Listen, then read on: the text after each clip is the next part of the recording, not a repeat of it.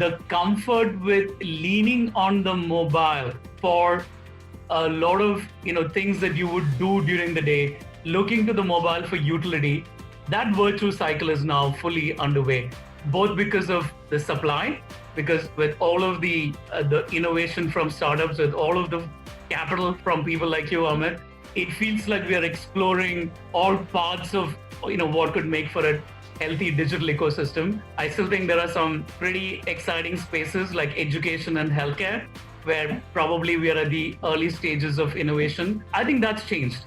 And all three reinforce each other, right? The mobile becoming a very primary screen, data being available to 500, 600 million people, no cost consciousness, and then the availability of a large number of services.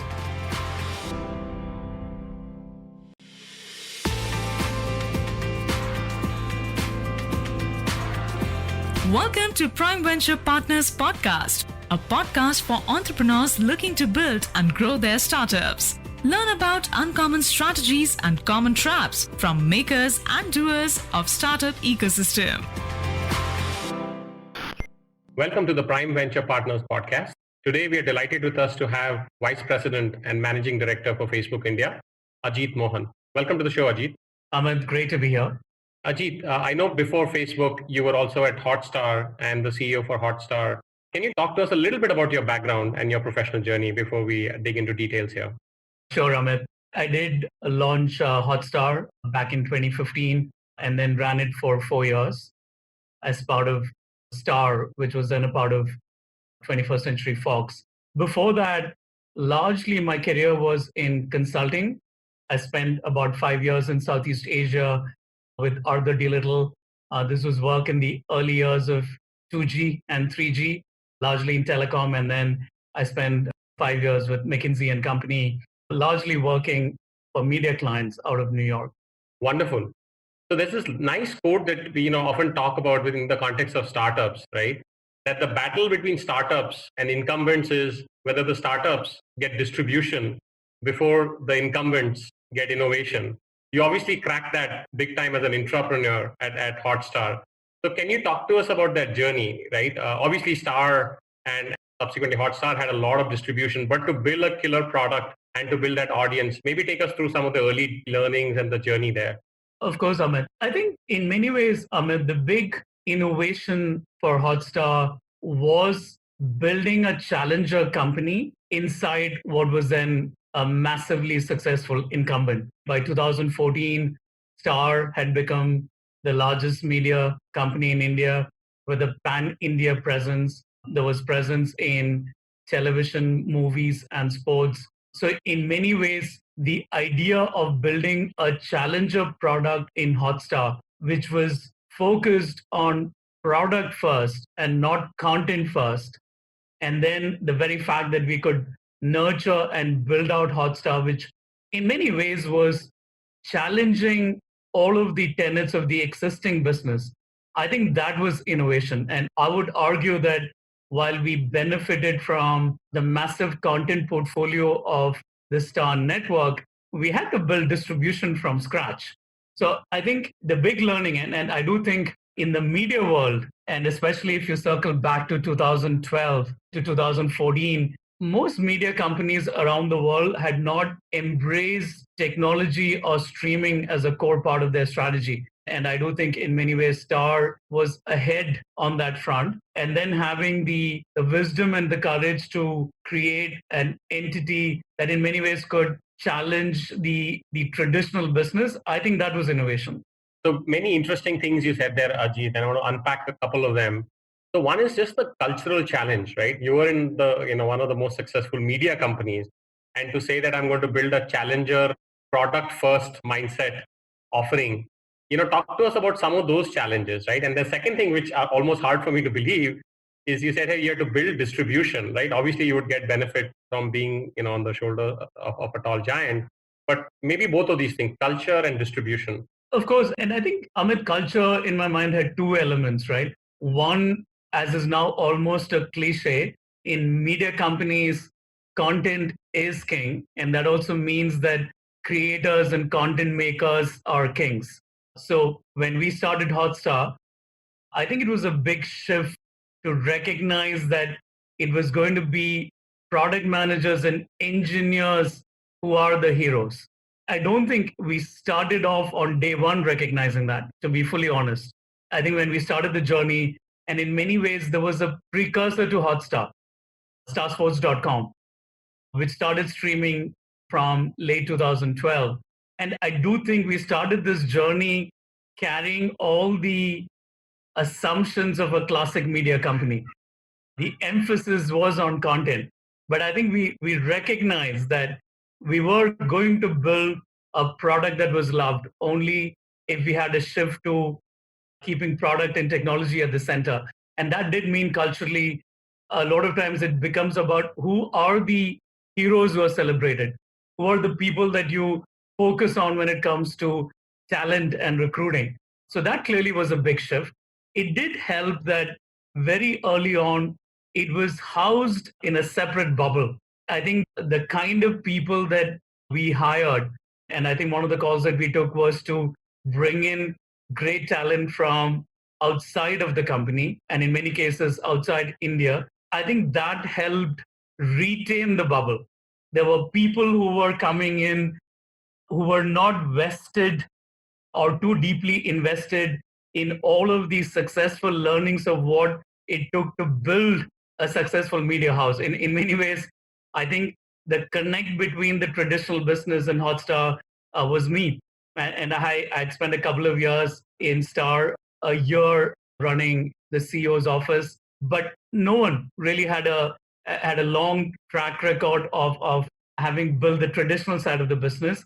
And then we reinforced that bubble. I think that definitely helped. I think the other one was even framing of the mission. I think it was very clear for us that it was not about just building a new business vertical within Star. We looked around the world, and one of our takeaways was that traditional media companies were not doing enough to transition to a world where technology and product was a lot more at the heart of where things were headed. And therefore, I do think, and this is not just in retrospect, I think it goes even back to 2012 and 2013.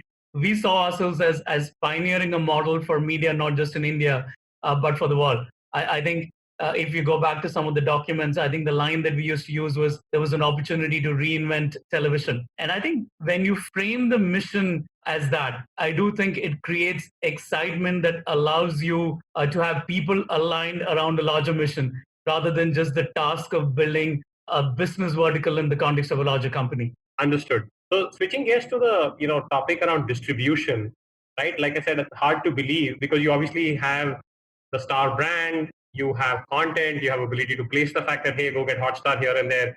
Can you talk about some of the things that you did beyond that to help you get the reach and the distribution that you guys built, let's call it organically or outside of the Star brand?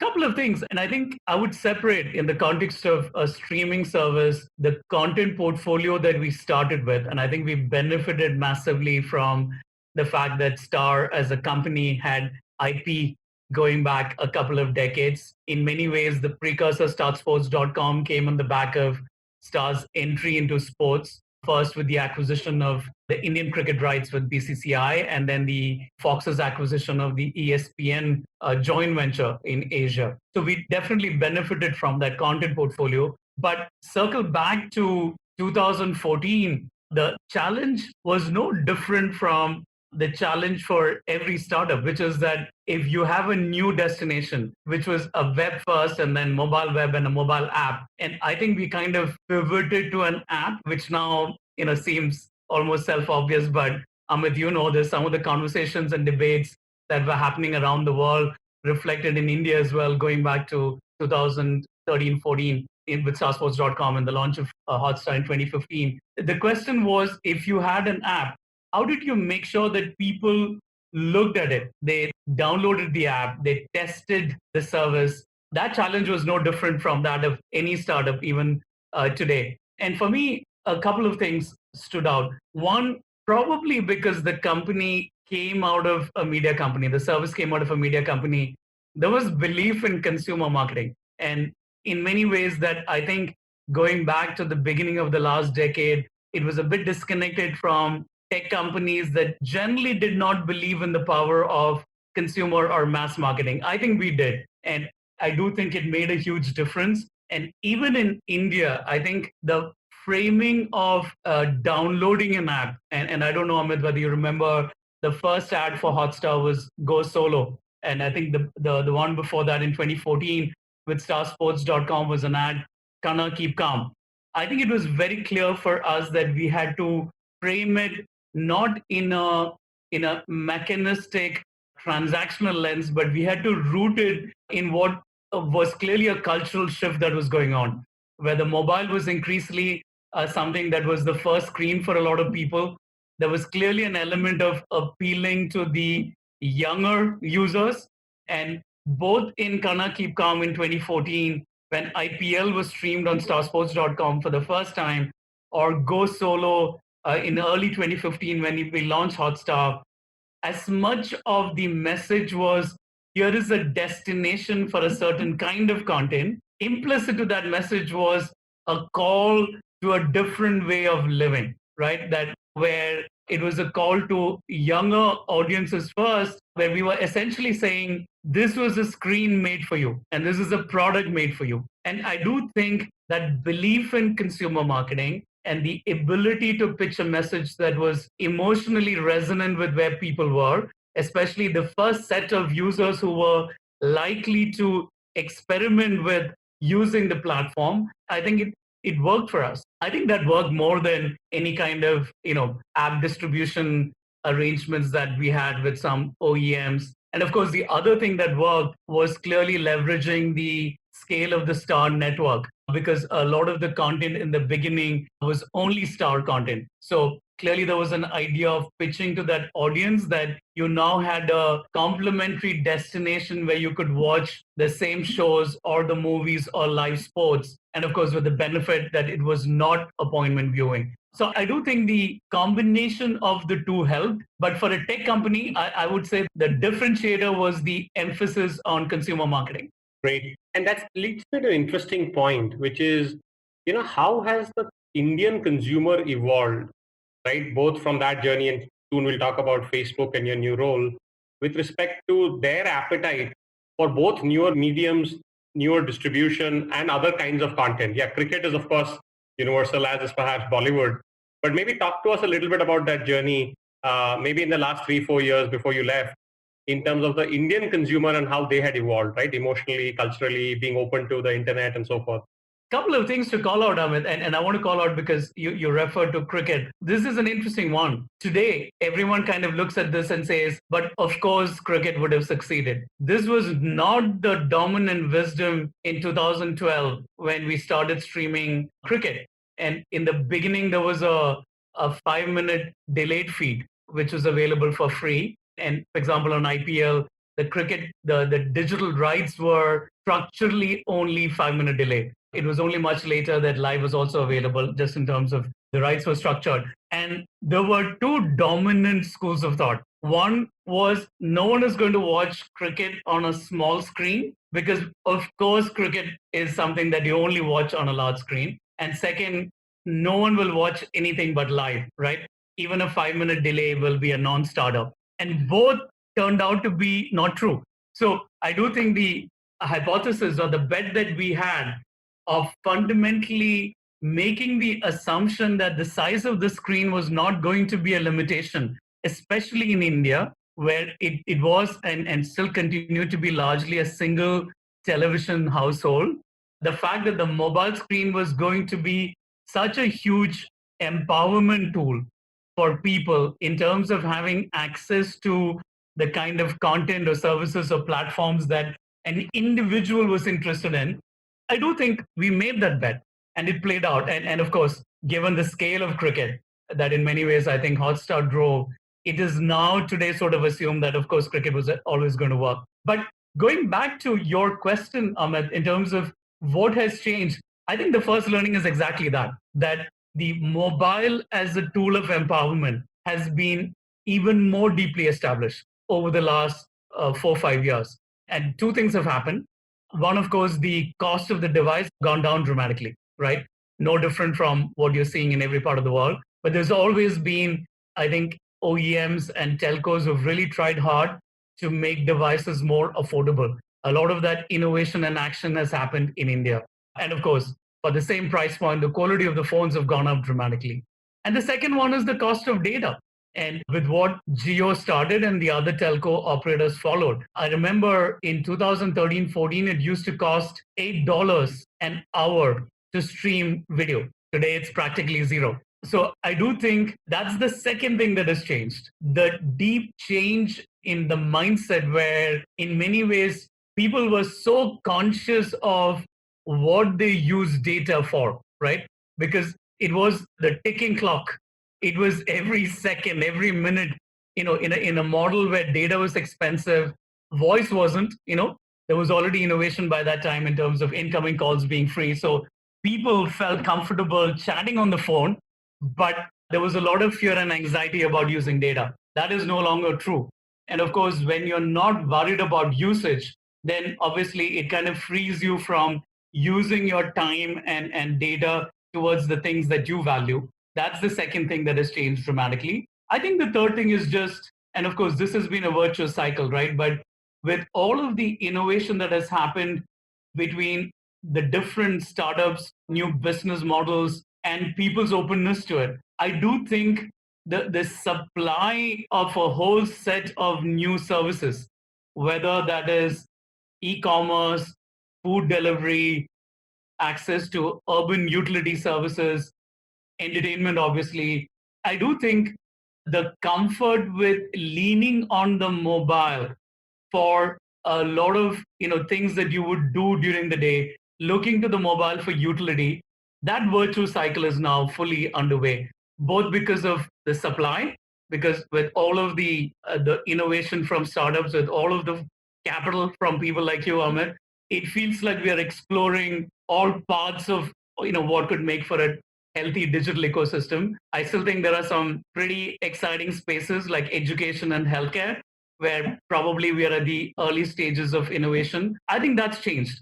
And all three reinforce each other, right? The mobile becoming a very primary screen, data being available to 500, 600 million people, no cost consciousness, and then the availability of a large number of services.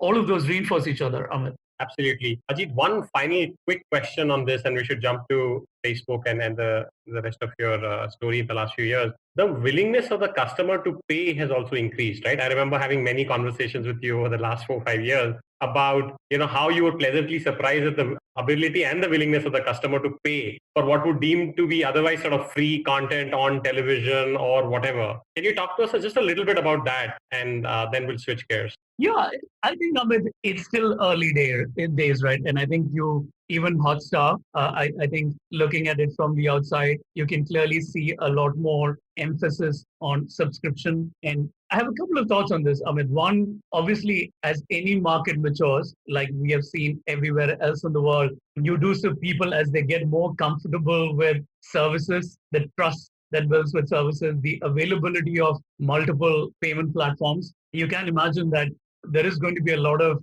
paid transactions happening, right? That's clearly happening in commerce. It has also happened on the back of all the successes that I think UPI has made in the last few years. My own experience with Hotstar, as well as the philosophy of Facebook as a company, there is, I do think, tremendous value in finding business models that can keep services free and available to the masses, right?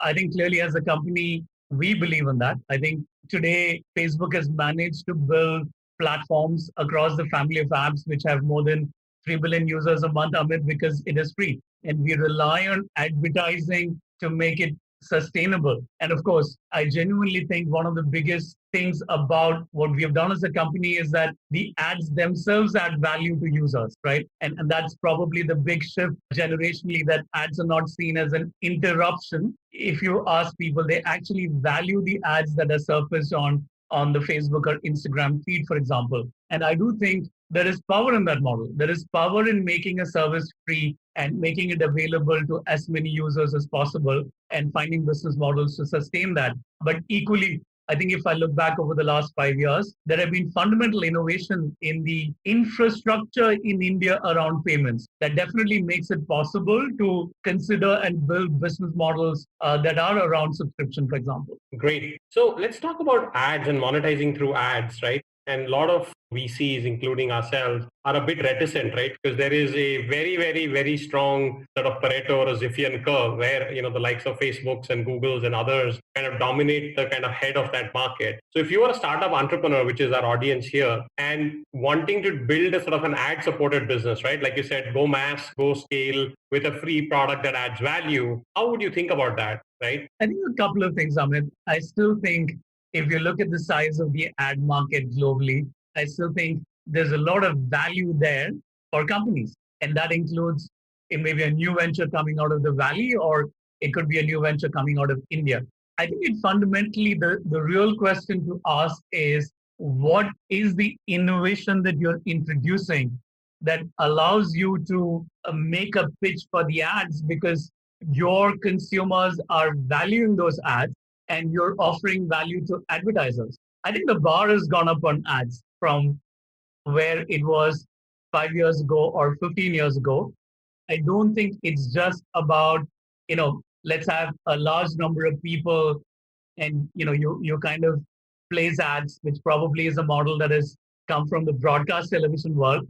I think digital in many ways positively disrupted that with essentially, I think back to sort of where I was going, the very fact that ads are probably not seen as interruptive and the ads themselves add value to users, I think that's the bar now.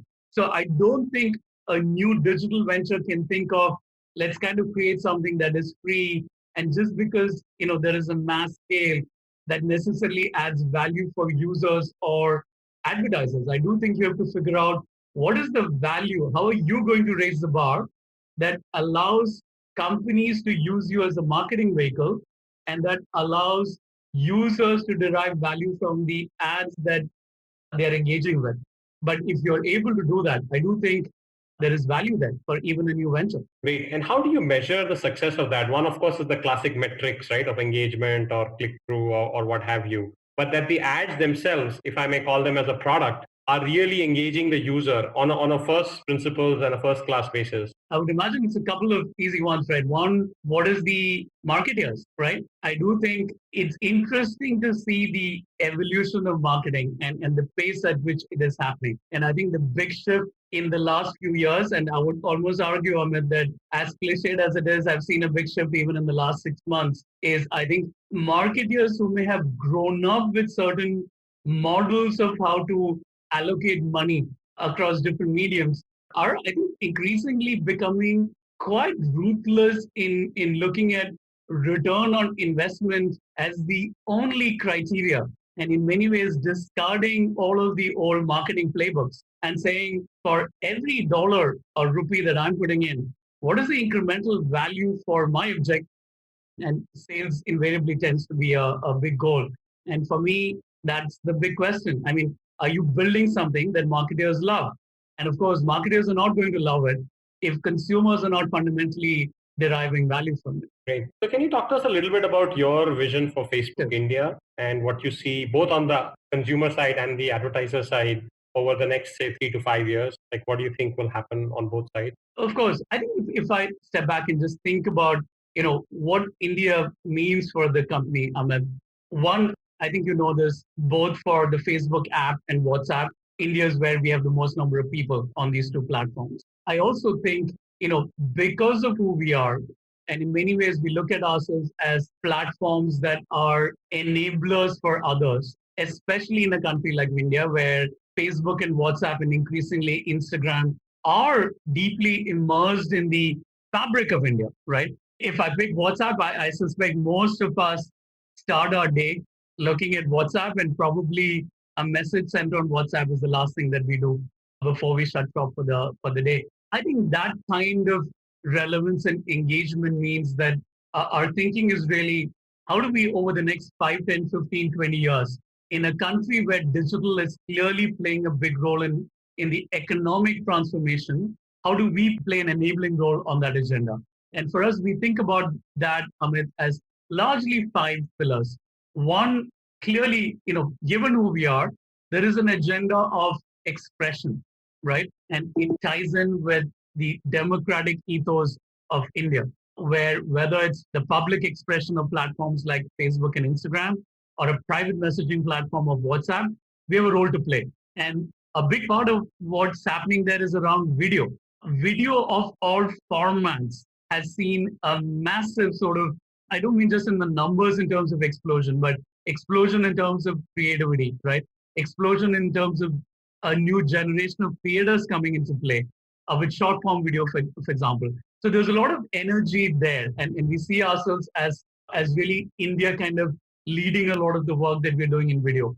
The second one is, Amit, we have an agenda of entrepreneurship and an agenda of small business that is particularly relevant in India. In a country where 10 to 12 million people enter the workforce each year, we know that the agenda of job creation is not going to come just from large companies. It's fundamentally going to come from the 1% and the 5% and the 10% entrepreneur. And Facebook as a company has always played a particular role on the small business agenda. And we see ourselves as playing a big role in India as well. And of course, part of the reason for our partnership with Jio goes to that. The third one is, we do believe that a world in which we get approval for payments on WhatsApp, that can become a big enabler for the agenda of financial inclusion. The fourth one is inclusion more broadly. Even though we have had more than 400 or 500 million people who have come online in the last 4 years, only about 35% of that is women. So as excited as we should all be about the massive shift in access, and that is probably more than in any country, including China, we do think a lot of us can play a positive role in breaking the gender imbalance on the internet. And the last pillar, of course, is given the diversity of India, we do believe that there's an opportunity for India to be a test bed for the world, that we can create product innovation here that can work not just in India, but in many other countries around the world. Absolutely. Completely agree with that. We often talk about startups that innovate for India, can innovate for the, 5 other billion people in the world that are kind of in the emerging economies. Can't but not ask the question about Jio, the big white elephant in the room. Obviously, Facebook invested in Jio, as did, Google and Microsoft, and seems like almost everybody else during this last 6-8 months. What do you think about the role of Jio? I mean, they of course got everybody on the map in terms of access and cheap data. Any thoughts on that? Going back to the beginning of this conversation, Amit, and many of the themes that you're hearing from me, a lot of us who have lived through the 2015 to 2020 phase know the particular role that Jio played in fueling the digital economy here. I think with fundamentally the positive disruption that Jio did with 4G, they were able to essentially spur the 400 or 500 million people who came on to a high quality mobile broadband internet in India. And in many ways, I think for those of us who know the company, I think people are aware that we have believed in the power of people having access to the internet. And therefore, I think there was an alignment in values, fundamentally believing in the role of bringing the internet to more and more people. And that agenda continues in India. That was a point of excitement. I think the second one was we did not see Jio as a telecom operator.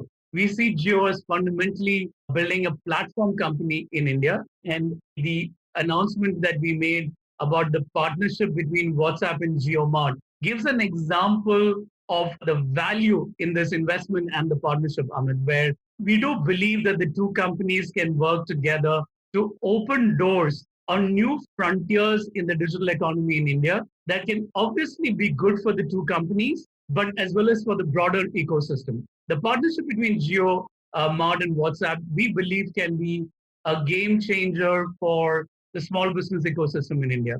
And what we're trying to do there is trying to make it easy for people to order from within WhatsApp and relying on the tremendous effort that JioMart is doing to digitize the small business in India with the focus on the kirana, the local shop at first. And that's going to be good for the economy. It's going to be good for small businesses. But I think it gives you a sense of why we were leaning in on this investment and the partnership, because we do believe that the two companies together can fundamentally light up the digital ecosystem that's going to be good for India more broadly. Wonderful. Thanks a lot, Ajit, for taking the time. Really appreciate it. Lots of interesting insights, both from the Hotstar to Facebook and now the investment in Geo kind of journey. Thanks again for being on the Prime Venture Partners podcast. Thank you, Amit. Great to have this conversation.